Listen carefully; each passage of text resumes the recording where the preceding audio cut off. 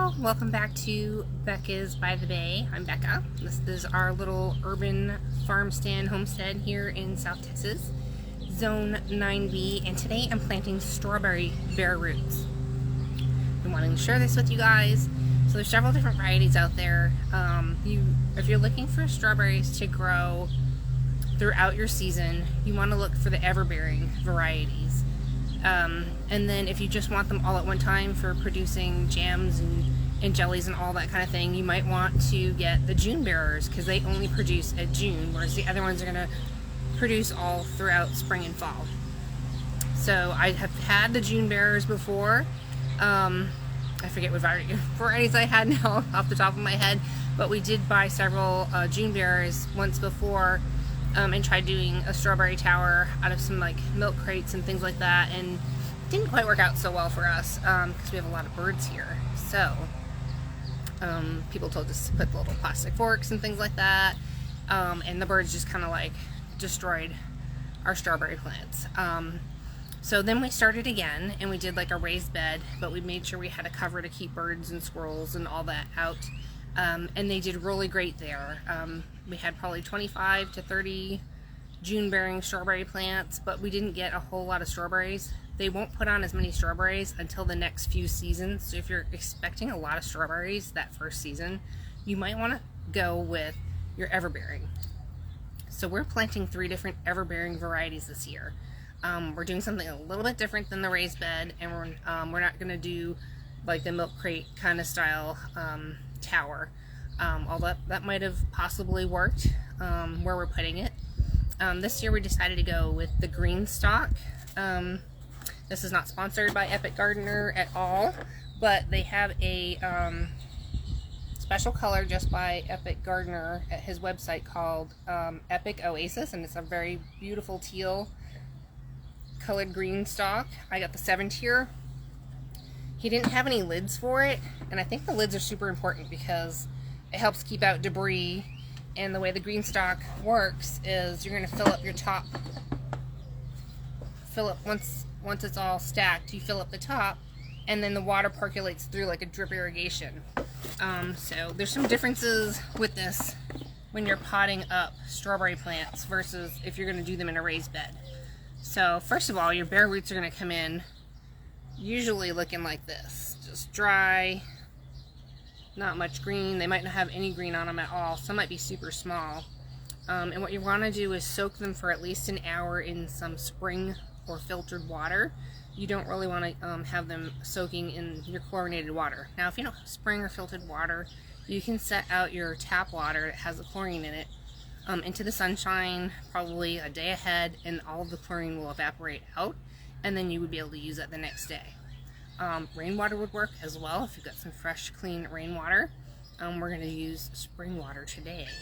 So I've got some down here.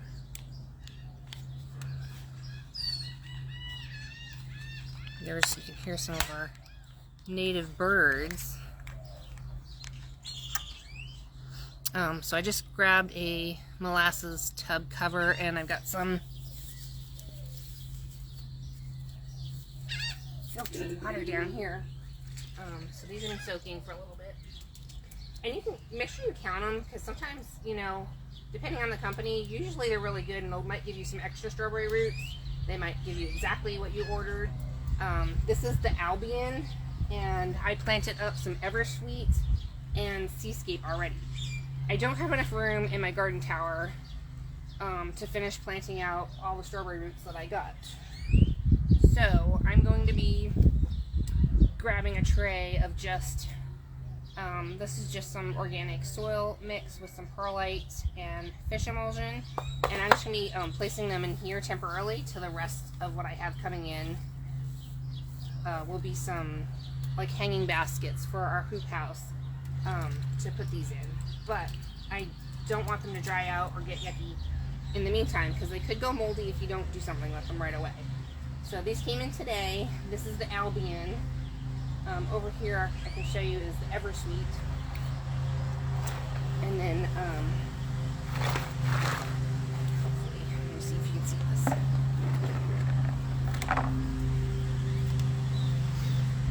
Okay, you can see it, great. So, your Green Stalk has 6 pockets.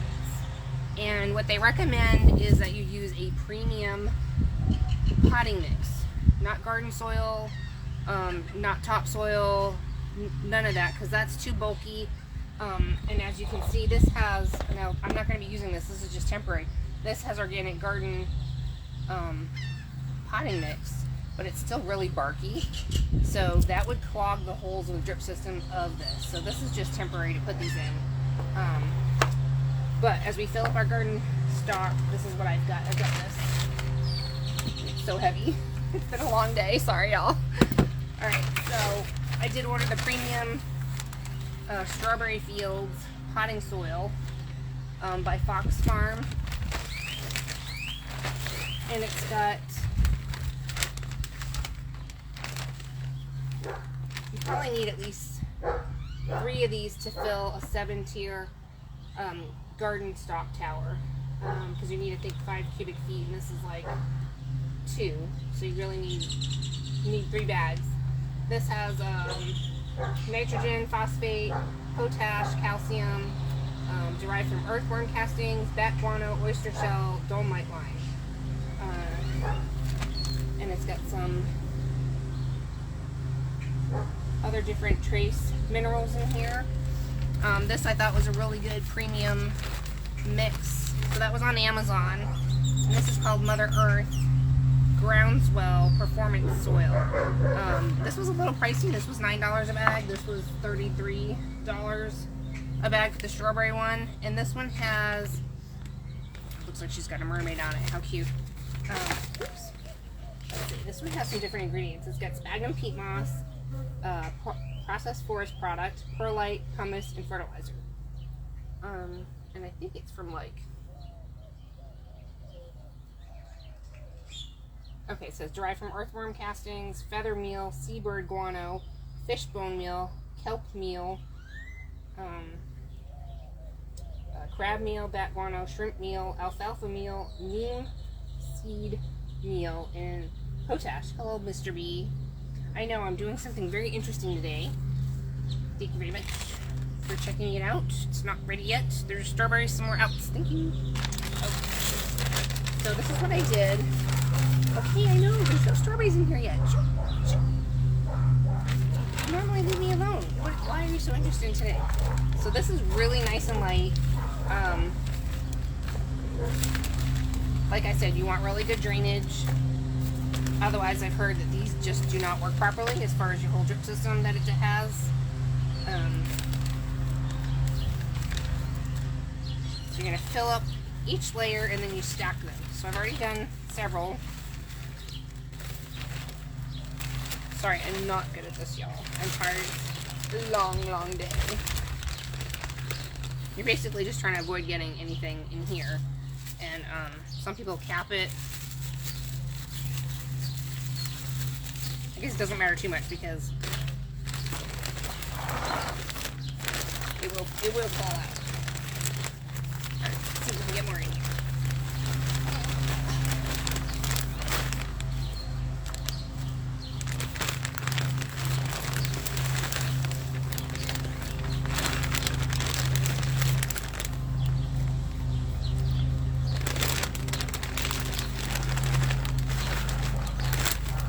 So this is what I did with each layer, since I actually thought these bags were going to be bigger, but they're not. That happens. So anyway, I put most of this Strawberry Fields in, and then I put this, because it's got some different nutrients in, right? So let's just make sure these guys get off to like a really good start. So I filled that about halfway with the one. Now I guess you could use either or, but I feel like this one has like a lot of extra nutrients in it. So anywho, we want the strawberries off to a really great start. I have something called Down to Earth Biofish, and this is what I did with each layer, was just grab a big old handful of this biofish and just sprinkle it in. This will not burn your plants. That's what I love about this. It's a really good 777 all-purpose fertilizer for like so many things. Like we grow many fruit trees and all different veggies here, And this is like a really good, just all-purpose fertilizer. Now you can get the Epsona organic berry, I think it's called Berry Tone, for your strawberries. It's very similar to this. I think Earth Tone also has a berry one as well. So, anywho, so this is what we're gonna do. And then,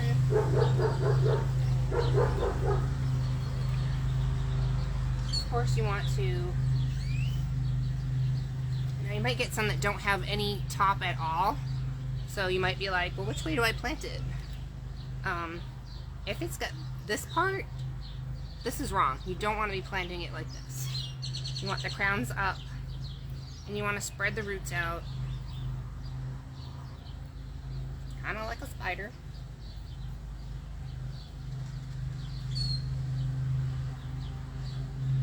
And just kind of set it in there.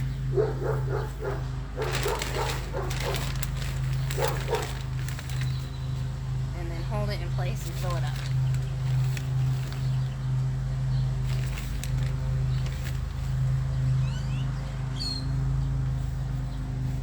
And then tuck it in.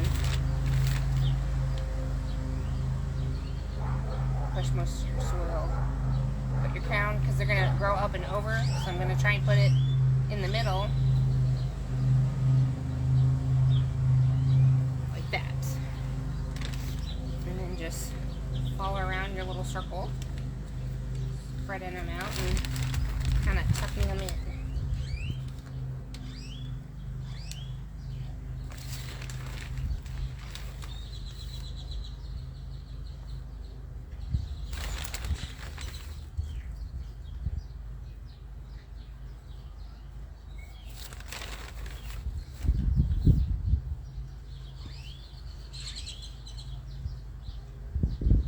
Another thing I did to get a kickstart on my strawberries, and I'll show you once we bring this over there, was I make our own bokashi, and I super concentrate it with some brown sugar so it stays in a fermented state. And then I use like 1 tablespoon to 2 gallons, and that is my fertilizer. So that's my liquid fertilizer. And depending on how the strawberries are doing, because there's a lot of good nutrients in here, some people are saying that they only did it like twice a year that they fertilize their strawberries, and that's about right. When I had mine in a raised bed, if you set them up for, you know, success and give them some feeding like we did here, you shouldn't really probably have to fertilize much at all, except twice a year. And then they'll make runners, and you can clip off your runners and get them started. And then if your plant dies out, you've got the runners, which are the new babies, for the next season. So I think I was seeing that it was supposed to be like about 1 pound of strawberries or more per plant. You can fit 42 plants in a Green Stalk Tower. So that should be like 42 pounds of strawberries, right? And I've got some extra strawberries that I'm going to be planting up in some hanging planters inside one of our garden hoop houses. Like I said, stuff here likes to eat everything. So we've got the hoop house to protect it from the birds and the critters, and I found some really cute hanging, they're like fence or wall planters. When they come in, I'll show you guys. Super cute. And I'll be putting those in the hoop house as well. Get in there, buddy. So you're gonna want to water this in a little bit as well, because this is, it feels moist, but we're in South Texas here. It's super hot again today. You don't want these saturated that they're drowning, because strawberries don't like to be with wet feet, which is why there's so much perlite in here. So that's also the other reason you don't want garden soil, is you want them to be really well draining.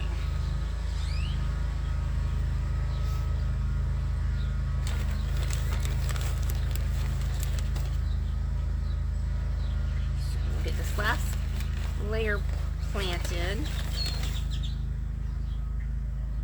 I'm so excited, y'all. I've had strawberries in probably Growing here at least 4, maybe 5 years. I think 5 years. Maybe 5 years. So that's good because you want to leave some space. There's a watering tray that goes on top, so you don't want this filled too much in the center. Ooh. Okay, so there's that.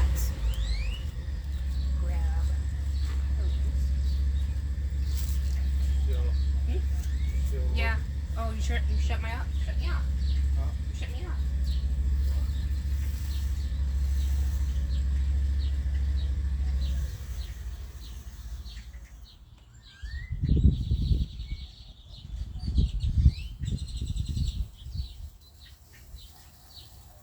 We're just going to give these a quick watering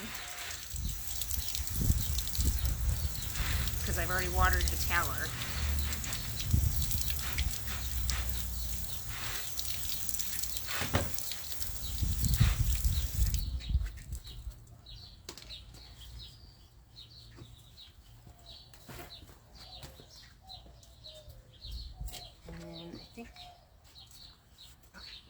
So this is the very top layer. So this goes on top and it just slides and connects at the little joints. Here we go. Water only. We've already watered. I'm going to put my top on. And I'm going to bring this over and then show you where I'm putting it. Ooh, it's heavy.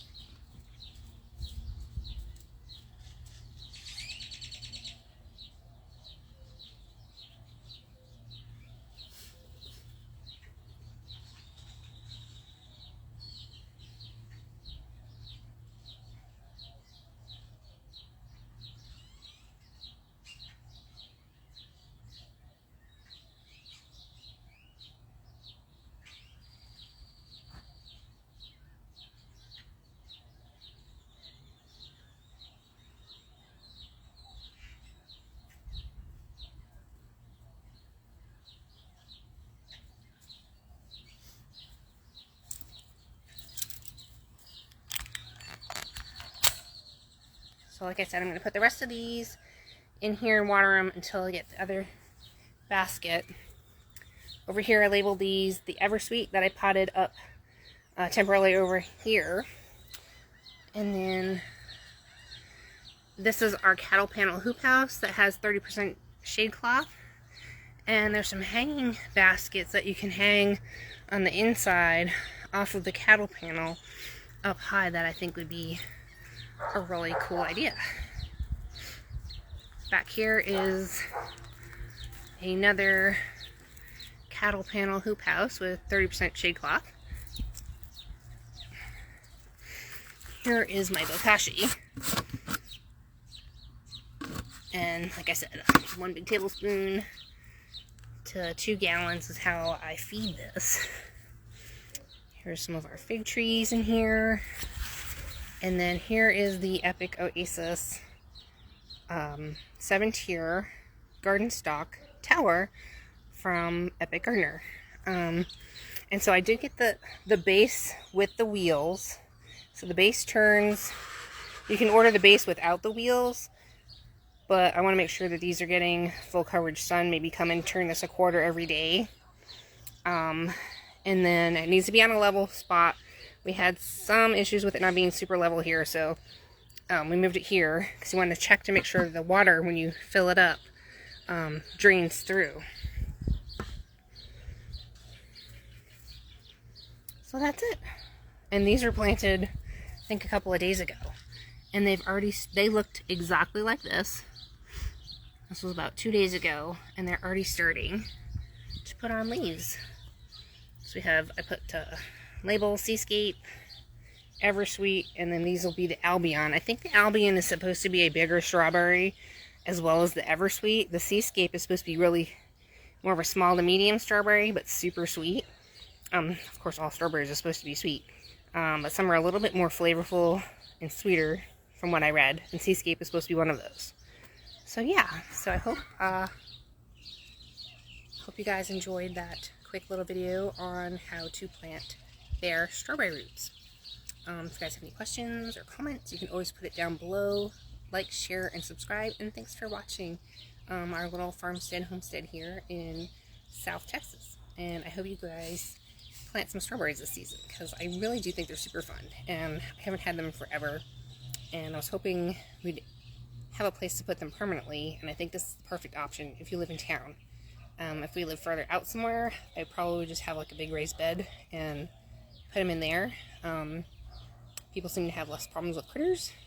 We have possums, squirrels, all kinds of native birds, so they'll be protected in here.